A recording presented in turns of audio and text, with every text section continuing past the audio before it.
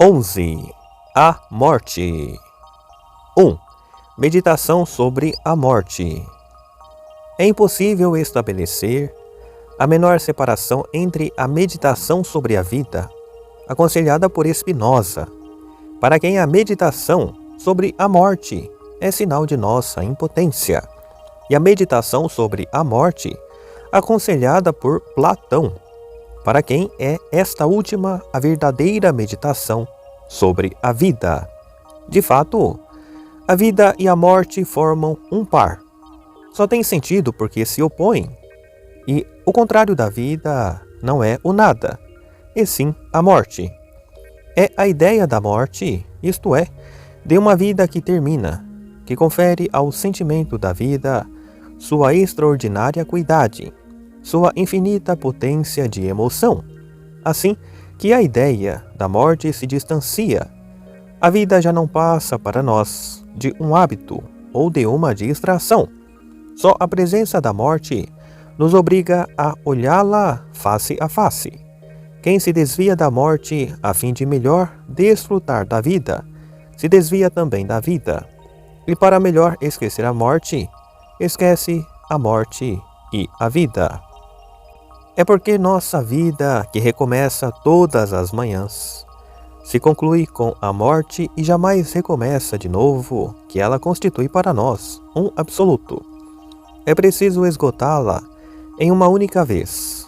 E a dimensão trágica da vida aumenta quando se pensa que ela recomeça indefinidamente, porém, num mundo do qual estamos ausentes.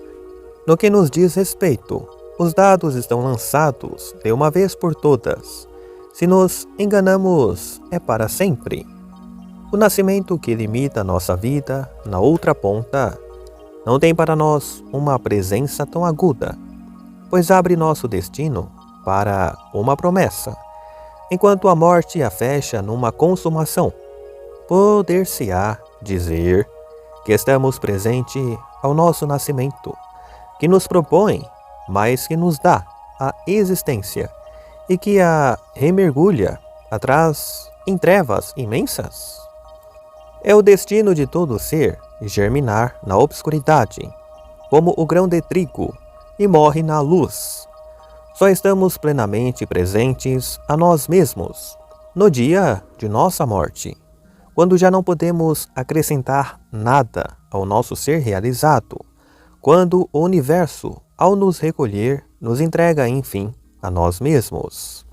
No entanto, se a morte ilumina o sentido da vida, é a vida, por sua vez, que nos proporciona o aprendizado, e, por assim dizer, a experiência da morte, pois só desfruta da essência da vida quem é capaz, ao aceitar todas as mortes particulares que o tempo não para de infligir a todos os momentos de seu ser separado, de penetrar até aquela profundidade secreta da qual todos os espíritos aurem o alimento que os imortaliza. Quando um ser renunciou a si próprio, a morte não tem poder sobre ele, longe de buscar reter alguma coisa para além da morte, longe de ter a ambição de possuir o que quer que seja, mesmo nessa vida. Ele não para de realizar, desde já, a doação perpétua de si mesmo. A meditação sobre a morte, ao nos obrigar a perceber nossos limites, obriga-nos a ultrapassá-los. Revela-nos a universalidade do ser e sua transcendência com relação a nosso ser individual. Assim, abre-nos acesso não para uma vida futura, que preservaria um caráter sempre provisório, mas para uma vida sobrenatural, que penetra e banha nossa vida manifesta. Não se trata para nós de adiá-la, nem mesmo de prepará-la, mas a partir de hoje de adentrá-la. 2. O medo da morte. O medo da morte é, antes de tudo, um tremor do corpo, que já desmorona ao pensar no golpe que o aniquilará. Mas é sobretudo a dor extrema do amor próprio, que não aceita sofrer uma perda qualquer, abandonar tudo o que acredita possuir, todos os bens, todas as alegrias e até o alimento e a luz do dia, mas se sente forçado a sucumbir, não a renunciar ao objeto do desejo, mas ao próprio desejo. O consentimento à morte é por vezes efeito de um esgotamento da vida e do amor que o vivente tem por ela. Assim, quem centra seu pensamento na miséria de sua existência temporal, chega a encarar a morte com firmeza, mas é por covardia, não por coragem. Sente até certo desejo de morte, que é o ponto extremo da preguiça. É o desejo de paz material, mas mesmo esta última só é capaz de nos seduzir, porque é o símbolo da paz do espírito, que é o contrário da inércia, que é o estado de uma atividade que desfruta de seu puro exercício. Observa-se, por outro lado, uma indiferença com relação à morte em todos os que têm confiança na vida, e uma angústia da morte em todos os que amaldiçoam a vida. Os primeiros, dedicados à ação e à alegria, não têm tempo para pensar na morte. Imaginam facilmente que ela será boa para eles, assim como a vida o é. Os outros, cuja vida é vazia, preenchem-na com o temor. É conforme a ordem que eles estendam suas suspeitas igualmente à morte, à vida e aquele vasto sistema das coisas no qual elas se associam.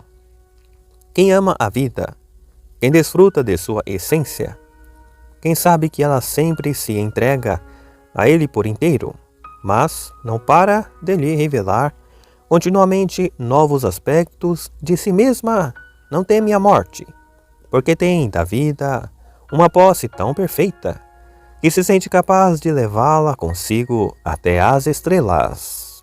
Mas quem odeia a vida, porque acredita nada haver recebido dela, teme a morte, porque sabe que ela deve fixar seu estado pela eternidade, prefere continuar a gemer e a esperar.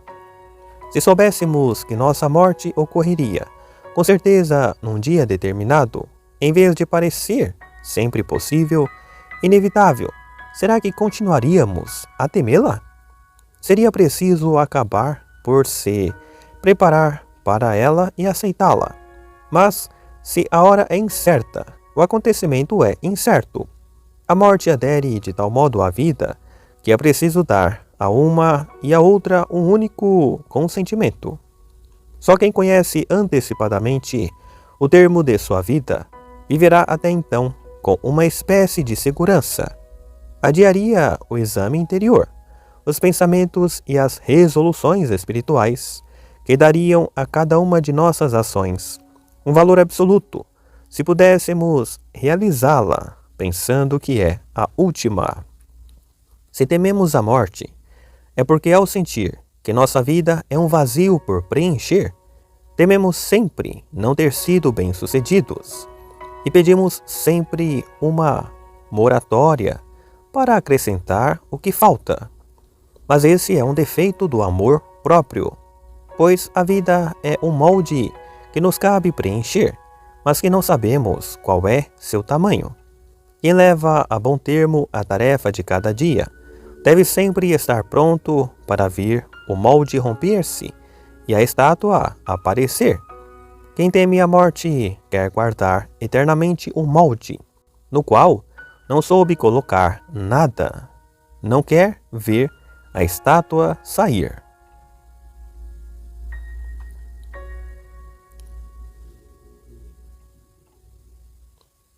Três. A proximidade da morte. De perto, a morte nos enche de horror, porque degrada o corpo e o transforma num espetáculo que nos humilha. De longe, torna-se grave e poética, porque adquiriu ela própria uma espécie de imortalidade, que proporciona belos temas à imaginação, depreende a vida de suas sujidades, e enfim, pela memória, povoa o nada. As carnes que há pouco apodreciam se fundiram em cinzas. O pensamento da morte é trágico e doloroso, para quem, ainda voltado para a vida, se debate e luta para mantê-la. É a maior de todas as angústias para quem não renunciou à vida. Não a esgotou, mal a provou, e sente sua impotência para impedi-la de fugir. O temor de tal passagem nos faz, por vezes, desejar uma morte brusca, que nos prive da possibilidade da reflexão, e se assemelhe a um sequestrador que nos leva de súbito. São as naturezas mais delicadas, as que desejam uma morte lenta, para a qual é possível preparar-se e na qual a vida se desata progressivamente. Mas, melhor ainda, é que a vida tenha sabido adquirir, muito tempo antes, uma espécie de íntima familiaridade com a morte. Para quem penetrou a ideia da morte e se preparou para passar por ela, o momento em que ela se apresenta se configura como um pequeno acontecimento que se reveste de uma espécie de simplicidade tranquila. A morte é um apaziguamento. Quando nós mesmos estamos próximos da morte, o amor próprio, antes de tudo, dá à sensibilidade um batimento precipitado.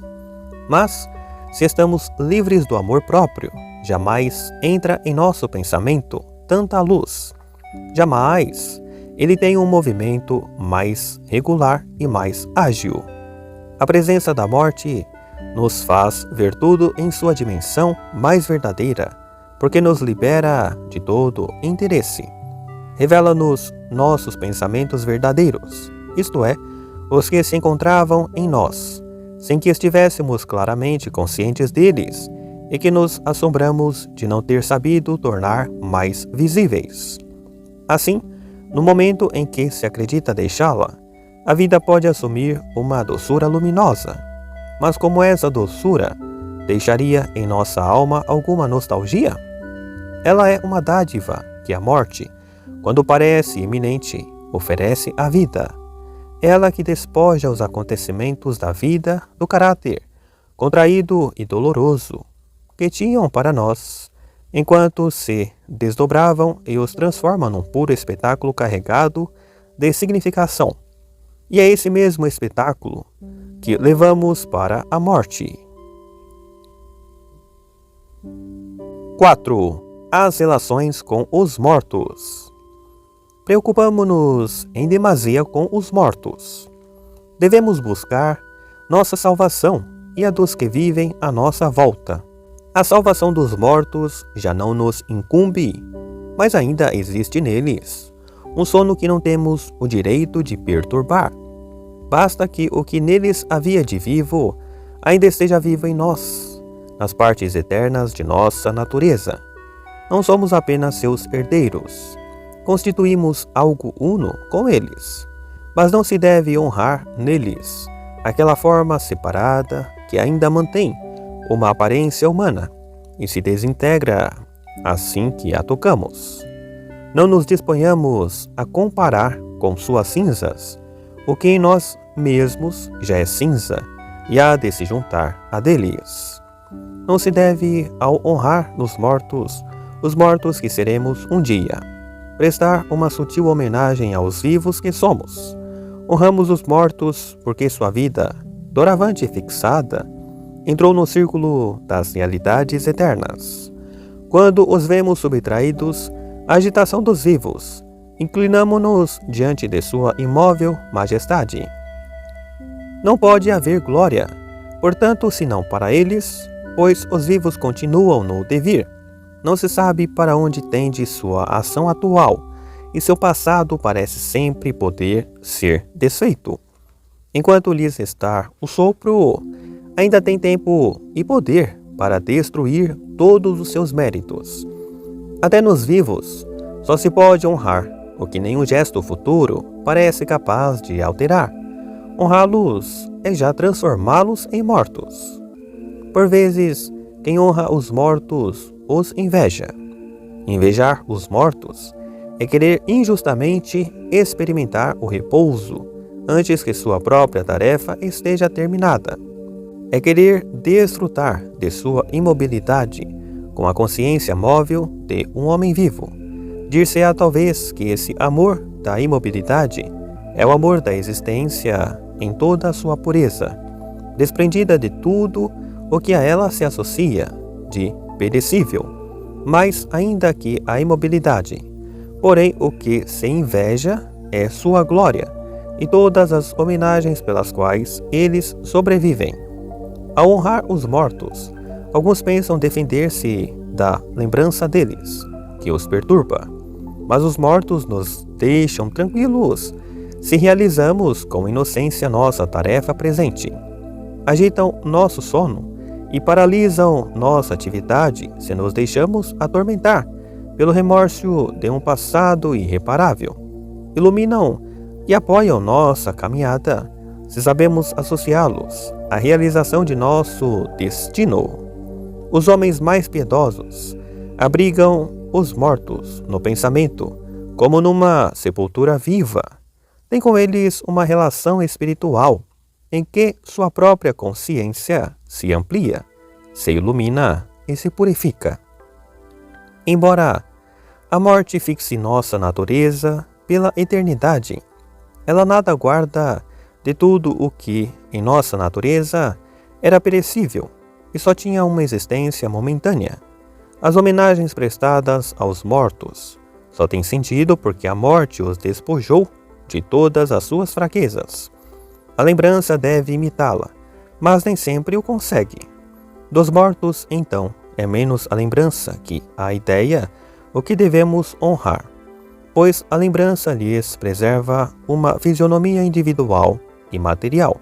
Se detém ainda em seus enganos e erros, mas a ideia vive em nós e nos anima. Deles deixa subsistir apenas aqueles traços da natureza humana que lhes são comuns conosco, dos quais eles forneceram durante alguns anos uma encarnação única e privilegiada. Assim, os mortos podem tornar-se verdadeiramente presentes em nós, nas melhores e mais vivas partes de nosso ser. A ideia que temos deles está destinada a criar uma filiação entre eles e nós. Desperta então em nós uma luz sutil, uma vontade de agir eficaz. Não nos condena a esquecer seu rosto. Esse rosto é apenas purificado e embelezado. Oferece aos nossos olhos, em forma espiritual, um dos aspectos eternos do rosto da humanidade. 5. Morte e presença espiritual. A vida espiritual é uma vitória de todos os instantes contra a morte. Torna-nos indiferentes a essa morte de todos os instantes, que é a mudança em todos os instantes. Produz em nós um novo nascimento. Viver espiritualmente é viver como se devêssemos morrer daqui a pouco. É já morrer para a vida do corpo. É adentrar nesta vida a eternidade. A morte, ao destruir a vida do corpo, abole o espetáculo visível e damos de nós mesmos aos outros homens, mas permite àqueles que nos amam realizar nossa presença espiritual no segredo de sua consciência, por um ato interior que depende apenas de seu amor. Mesmo quando vivíamos entre eles, não residia nisso. Para eles, nossa única presença real, a presença corpórea, era seu indício e seu instrumento, mas servia tanto para impedi-la quanto para produzi-la.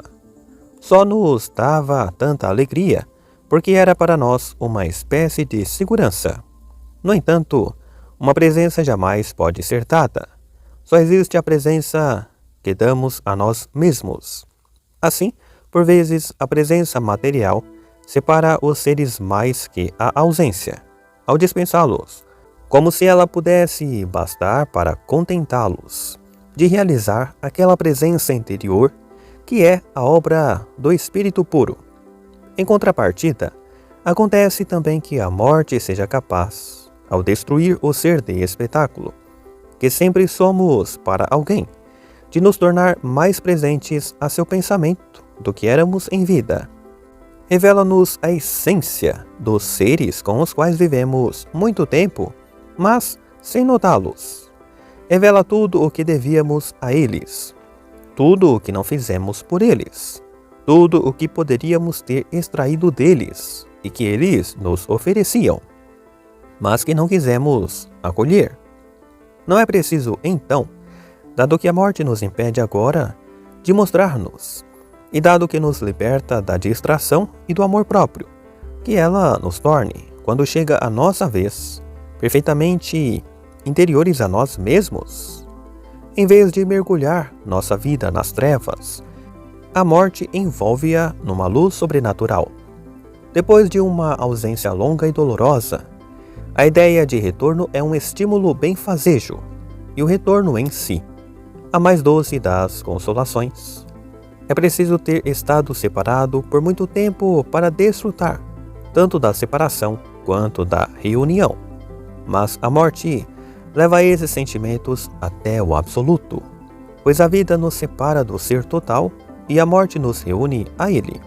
Parece, sem dúvida, que também a morte nos separa dos seres que amamos, mas sentíamos, no entanto, que o corpo já nos separava deles. E visto que na ausência material, chegamos por vezes a desfrutar mais perfeitamente de sua presença espiritual do que quando o seu corpo estava conosco. A morte é o único meio de que o espírito dispõe para realizar sempre a perfeição da presença pela perfeição da ausência. 6. A morte cura o desejo. A ideia da morte modera e humilha todas as ambições inerentes à vida. É impossível que numa duração tão curta possamos satisfazê-las a todas, visto que não param de se multiplicar, nem esgotar nenhuma, visto que cada uma não para de renovar e crescer. Por isso, a morte, em vez de nos desesperar da vida, leva-nos a mudar seu sentido. Deve desviar-nos daquela diversidade de desejos que nos arrastam para uma miragem impossível de alcançar. De fato, nenhum objeto finito pode dar-nos verdadeiro contentamento, nem sequer nos reduziriam sem o tempo, no qual a posse prometida recua indefinidamente. A morte tem o privilégio de levar nosso olhar dos modos transitórios da vida para a sua essência atual e de nos convidar a desfrutar no presente de sua plenitude e de sua unidade. Dado que a morte retira ao desejo seu dia seguinte e nos impede de continuar a identificar nosso destino com um progresso, ensina-nos forçosamente a pensar que não é a viagem que fazemos nem as etapas que percorremos o que confere à nossa vida seu sentido verdadeiro, pois é impossível que ela corra em direção a um objetivo que de repente viria a faltar-lhe. A vida nos revela seu ser imperecível ao nos obrigar a abandonar todos os bens que perecem, seja a cada instante pela transformação que constitui uma morte contínua, seja de uma vez por todas pela morte que é apenas uma transformação irreversível. A consciência está sempre na alegria, se consente em desfrutar da própria eternidade da atividade que a atravessa. Ao apegar-se a vantagens particulares, das quais a morte nos despoja de uma só vez, torna-se solitária com ela própria, portanto, que se mata. Ao permanecer indiferente diante delas, já nos dá a posse daquele puro movimento espiritual que deve sofrer o teste do tempo para se tornar nosso, e do qual a morte só deixa subsistir a essência desobstruída. Assim, ao romper nosso futuro, a morte nos ensina a dar ao presente um valor plenário e absoluto. Ensina-nos a exercer todas as potências de nosso ser atual, a desfrutar de todas as riquezas com uma simplicidade inocente que exclui o medo e a avareza. Quem poderia pensar que na perfeição de uma atividade tão confiante, perderíamos por negligência algum tesouro desconhecido? Seria o passado mas nós carregamos conosco por inteiro, liberto apenas dos pesares da nostalgia. Será o futuro? Mas este se tornou uma esperança preenchida que já nenhum sonho pode decepcionar. Não se deve dizer de tal atividade, portanto, que ela se reduz ao presente, e sim que se concentra no presente. Ninguém pode desejar mais nada quando imagina sua própria condição como a de uma consciência capaz de participar livremente da vida eterna. Não devemos tentar, para enaltecer a morte, considerá-la um meio, quando se deixa esta vida, de alcançar um estado que a ultrapassa. No entanto, o pensamento da morte é o meio de conhecer, desde esta vida, um estado que a morte deve confirmar e não destruir. 7. A morte realiza o indivíduo. Enquanto continuamos a viver, o universo está até certo ponto sob nossa dependência. Sofre a nossa marca. Pode-se até dizer que é a obra comum de todos os viventes. No momento da morte, porém, o universo os recaptura, reúne e confunde em si todos os atos de cada um. E parece que a morte iguala todos os indivíduos, não apenas como se diz, porque obriga todos a dar o mesmo passo, nem porque os despoja de uma vez de todas as diferenças de fortuna e opinião, e sim porque apaga aquela ruga que cada um deles havia formado por um momento na superfície do ser e que ela abole, sem deixar traços seus, num abismo de indiferença e uniformidade. Mas isso não passa de aparência. É a vida que realiza entre os seres uma espécie de comunidade. O mesmo céu os abriga, o mesmo sol os sustenta, o mesmo instinto os anima. Eles participam das mesmas lutas, seguem caminhos que se cruzam, e o destino particular de cada um se assemelha a uma tentativa imperfeita que ainda está em formação na massa da gênese universal. É seu desenlace o que, ao interrompê-lo, num átimo o fixa. A terra que recobre os cadáveres não faz distinção entre as cinzas, mas o pensamento não confunde os mortos na mesma lembrança. E só a morte, que há pouco parecia sepultar a existência individual, é capaz de emancipá-la. Permite-nos embarcar sua curva, agora concluída, descobrir seu sentido, que nos escapava enquanto ainda era possível inflecti-lo. Para que um ser possa conquistar a independência, é preciso que esteja despojado de todo interesse temporal. Ora, os mortos se tornaram perfeitos solitários. Estão imunes a toda transformação, e sobre eles nossa ação já não tem poder. Encontram-se reduzidos à sua pura essência espiritual, isto é, a própria verdade de seu ser. Todas as circunstâncias perecíveis, pelas quais ela se havia formado, pouco a pouco pereceram. O papel da morte não pode ser, como por vezes se acredita, proporcionar-nos uma contemplação eterna de todos os acontecimentos que vivemos. Seria um destino horrível. Cada acontecimento adequava nossa atividade a uma situação passageira, ao passo que a morte abole a matéria de toda ação, a fim de extrair-lhe o sentido. Assim, ela é uma libertação. Livra-nos igualmente de todos os apegos particulares e só deixa subsistir em nossa alma a intenção de nosso amor mais puro. A morte de alguém sempre dá acesso, no universo espiritual, a uma forma de existência única e imperecível. A partir daí, já não está ao alcance de ninguém aniquilá-la. Enquanto os indivíduos misturavam sua vida com a de outros indivíduos, era difícil reconhecer o que pertencia exclusivamente a cada um deles. Agora se fez a separação.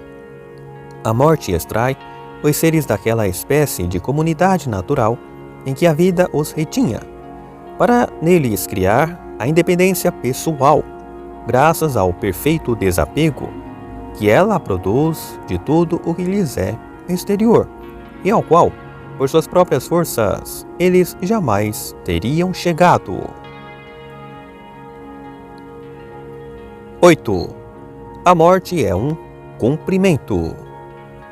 A morte tem um caráter de solenidade, não apenas porque abre diante de nós aquele mistério do desconhecido em que cada ser deve penetrar sozinho, nem porque leva até o último ponto a própria ideia da nossa fragilidade e da nossa miséria, mas porque suspende todos os nossos movimentos e confere a tudo o que fizemos um caráter decisivo e irreformável. Ela não é a abolição da vida, é seu cumprimento. Dá a todos os nossos atos uma gravidade eterna ao nos revelar, de súbito, a impossibilidade de fazê-los passar pelo menor retoque. Assim, preparar-se para a morte é preparar-se para a vida, não porque a vida verdadeira deva ser repelida para além da morte, mas porque o pensamento da morte deve conferir a todos os atos que realizaremos, ao extraí-los das servidões do instante, uma espécie de majestade imóvel que os eleve até o absoluto e nos obrigue a contemplar antecipadamente, por assim dizer, sua significação pura. É preciso, de certa maneira, fazê-los entrar na morte para lhes dar a própria plenitude da vida, enquanto imaginamos poder modificá-los ainda, enquanto os encaramos apenas como acontecimentos perecíveis, que o tempo apagará. É impossível descobrir seu verdadeiro peso. Eles só nolo mostram no momento em que nos escapam.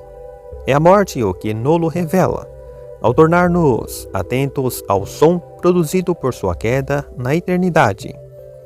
Seu sentimento da morte iminente não produz um pavor que nos paralisa, confere de súbito à nossa vida uma pureza e uma luz sobrenaturais. É que ele nos convida a olhá-la como a uma realização consumada, e já não como a um ensaio, como um quadro acabado ao qual o pintor já não poderá acrescentar nenhuma pincelada. Por acaso o pintor dirá que sua obra está morta agora que está consumada? É só agora que ela começa a viver. Já nenhuma pincelada tem aquele caráter provisório e irreal, por assim dizer, de que ela se revestia enquanto o pintor tinha o poder de apagá-la. A obra saiu de um mundo onde tudo vem a ser, para entrar no mundo onde tudo existe. Assim, a ideia da morte já introduz nossa vida na eternidade. A morte remata em vez de abolir. Por meio dela, a vida deixa de ser uma espera e se torna uma presença realizada. Essa vida que até então tinha sentido apenas para nós, vem ocupar um lugar no universo, como o quadro que finalmente se desprende da mão do pintor para ocupar um lugar no patrimônio da humanidade. Sucede apenas que com a morte, o quadro deixado por cada homem e ao qual ele dedicou sua vida inteira é ele próprio. 9. Morte e solidão. A morte é um passo que sempre se dá sozinho. O ser que morre se recolhe na solidão e rompe todos os vínculos que o uniam ao mundo sensível. Melhor que o mais perfeito solitário, ele reduz todos os seres que amou à sua essência pura para levá-los consigo pelo pensamento e pelo amor ao mundo espiritual, no qual parece que vai penetrar e no qual talvez já tivesse a felicidade de habitar. Aquele que no momento de morrer sente apenas um imenso dilaceramento, não conheceu o mundo do qual este outro é apenas um invólucro, e a morte por si só não bastará para revelá-lo. Melhor do que os sofrimentos do corpo, que no entanto carregamos solitariamente, a morte nos reduz a nossas próprias forças. E se ela nos julga, é quanto aquela parte secreta de nós mesmos, que ainda guardamos conosco, quando tudo vem a faltar-nos. Já nos sofrimentos que não podem ser compartilhados, os lamentos dos que buscam consolar-nos nos fazem sentir melhor o quanto estamos separados deles. Mas isso é muito mais verdadeiro com respeito à morte, de quem podem servir tantos gemidos que parecem querer eternos no mundo do qual estamos partindo, quando se deveria começar a formar para nós um cortejo no mundo invisível que todos os seres adentrarão um dia. Há até duas espécies de solidão, cujo extremo a morte nos revela o paroxismo. Há a solidão individual de um corpo pesado de lassidão, que sucumbe sob o fardo de sua tarefa e de sua pena, cujo movimento se desacelera dolorosamente e que sente a iniciativa escapar-lhe. A vergonha de um corpo a um só tempo tão sensível e tão frágil que no momento em que vai parar de agir, não tem senão uma presença impotente. Impele todo ser que se aproxima da morte a esconder-se num buraco, a fim de acabar tranquilo e só. No entanto, a morte consuma outra espécie de solidão. De fato, se ela nos desprende de nosso corpo, fixa com todos os outros seres e antes de tudo com os que nos cercam em nosso leito de morte, nossas relações eternas. Ao abolir todos os obstáculos e todas as separações que a matéria nos opõe durante a vida, ela dilata e povoa nosso ser interior, assim como o faz, já nesta vida, a solidão do espírito. Esta já parecia uma morte imperfeita, afrouxava sem desatar o laço que nos unia ao mundo visível, já abrigava na vida o morto em que nos tornaríamos um dia, assim como a solidão, a morte, ao retirar o espírito para si mesmo, em vez de entregar o ser a uma vida separada e sem defesa, permitir-lhe entrar numa espécie de intimidade pura com tudo o que existe. O homem se encontra sozinho e nu diante da morte, mas é tal solidão e é tal nudez o que constitui sua grandeza. Ele só se apavora com elas se não as experimentou durante a vida.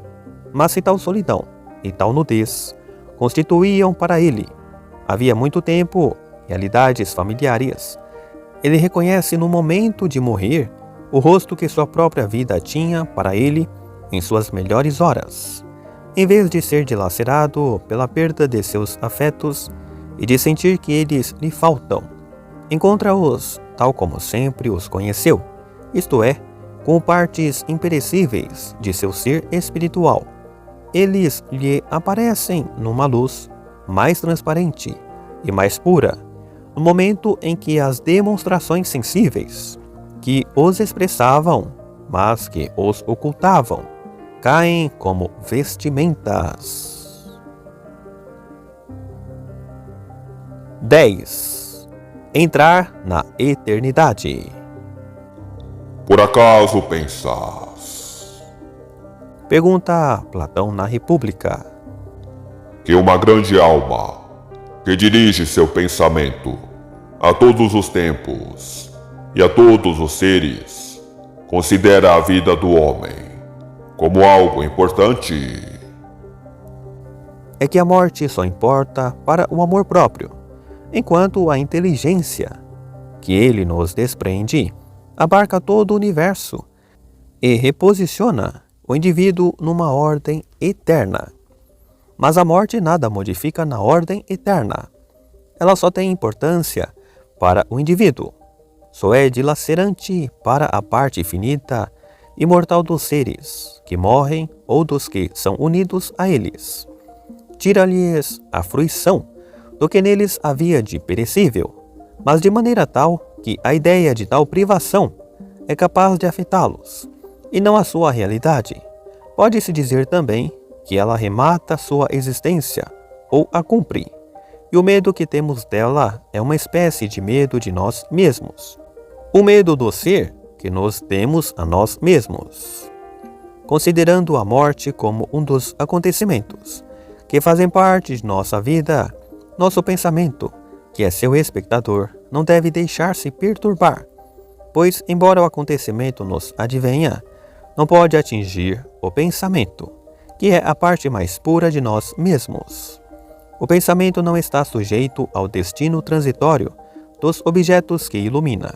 Ao contrário, não pode contemplar nada que não esteja consumado, e a morte é o único meio que lhe permite realizar a vida em si e possuí-la. O tempo só corre para nós, ao romper nossa vida temporal. A morte parece romper a fruição individual que tínhamos do ser eterno, mas é o contrário, o que é verdadeiro. No momento em que já percorremos nossa carreira no tempo, a morte permite ao pensamento reconhecer sua unidade e lhe dá lugar na eternidade. A consciência que tínhamos de nós mesmos e a que tínhamos do todo não param de se opor durante nossa vida. A morte as reúne. Muitos homens se deixam seduzir pela ideia de uma perfectibilidade indefinida de nossa natureza. Imaginam uma sucessão de renascimentos que permitiria à criatura caminhar para um Deus que recuaria sem cessar no futuro. Mas Deus envolve em si, no presente eterno, todas as existências possíveis. É na Terra que cabe a cada ser descobrir sua vocação e realizar sua essência. Cada ser passa a vida escolhendo-se a si mesmo, mas desfruta eternamente da escolha que fez. Nem se pode dizer que ele sofre sempre por ter feito uma má escolha, pois ser privado de certas fruições que se começou por desprezar não é sofrer. No sistema das essências existe uma hierarquia, mas cada essência aí fixa, por si própria, o seu nível e realiza sua própria perfeição no nível que escolheu. Este só lhe é revelado com certeza no momento da morte.